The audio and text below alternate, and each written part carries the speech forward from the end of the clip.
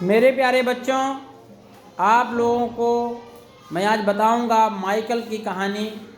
Michael की कहानी से हमें बेहद ही उसके प्रति संवेदना भी है, क्योंकि उसके दोनों पैर क्या हो गए थे बच्चों?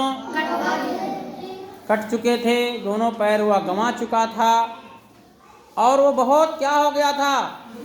बहुत दुखी था, बहुत निराश हो गया था कि मैं अपने जीवन में क्या कर पाऊंगा, मैं अब क्या कर पाऊंगा। मेरे तो दोनों पैर ही नहीं हैं, पता नहीं कि मैं जिंदा बचूंगा कि नहीं। यदि मैं बच भी गया तो मैं आगे क्या कर पाऊंगा, तो मेरे तो पैर ही नहीं हैं, मैं कैसे चलूंगा, मैं कैसे आगे बढ़ूंगा। लेकिन नहीं, कहा जाता है कि जब प्रकृति नेचर कुछ हमसे लेता है तो हमें कुछ देता भी। और ऐसा ही कुछ हुआ माइकल के साथ। कितनी भी बड़ी विपत्ति बच्चों आ जाए, लेकिन वह हमसे सब कुछ नहीं ले पाती।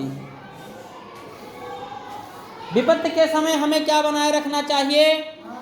हौसला बनाए रखना चाहिए। इस पाठ का भी नाम है हौसला, इसीलिए इस पाठ का नाम हौसला रखा गया कि कितनी भी विपत्ति आ जाए, कितनी भी परेशानी हो जाए, लेकिन अभी आपको अपना हौसला नहीं खोना चाहिए। जैसे आप मान लीजिए पढ़ने में कमज़ोर हैं तो आप अपना हौसला मत खो दीजिए कि यार मैं तो कुछ नहीं कर पाऊंगा, मैं नहीं तेज हो पाऊंगा, मैं पढ़ाई में आगे नहीं बढ़ पाऊंगा, तो आप बीच में पढ़ाई छोड़ दें। नहीं, ऐसा नहीं है।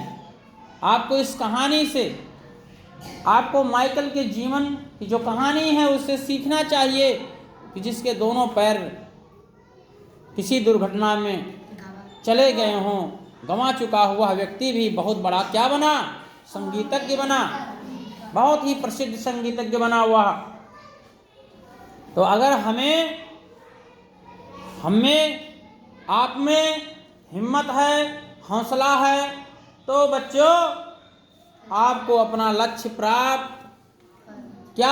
प्राप्त होकर ही रहेगा। जैसे जितेंद्र हैं, जितेंद्र मान लिए हैं कि हम पढ़ने में बहुत कमज़ोर हैं, इसीलिए महीने में 2 से 3 दिन आते हैं। इनकी माँ को जब मैं फ़ोन लगाता हूँ तो इनकी माँ क्या कहती हैं बच्चों कि गुरुजी कहता है कि मैं स्कूल नहीं जाऊँगा। उन्होंने इस बार बताया परसों कि कल ही बताया कि वो उससे मैंने कहा कि तुम्हारा नाम कटवा दें, तो कहा नहीं मम्मी मैं पढ़ने। तो ऐसा नहीं है।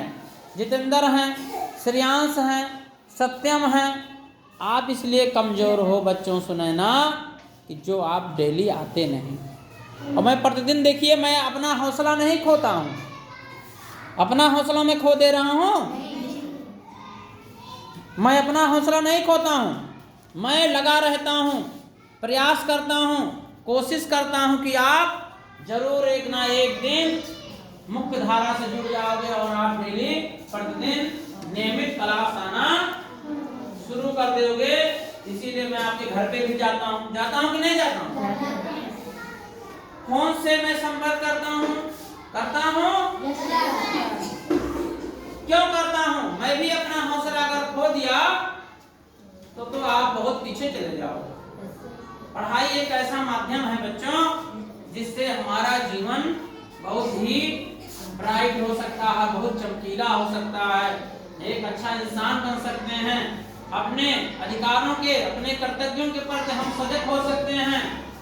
तो चलो जो लोगों का नाम लेंगे वो खड़े हो जाएंगे। मोहिनी, सुनैना, सत्यम, श्रेयांश और जितेंद्र, इन आप लोग अपना हौसला बच्चों इस पाठ से, इस माइकल जो पाठ 13 हौसला पाठ आपने पढ़ा, माइकल की कहानी, माइकल और अवनीश उसके दोस्त और उसकी दीदी रूही की कहानी।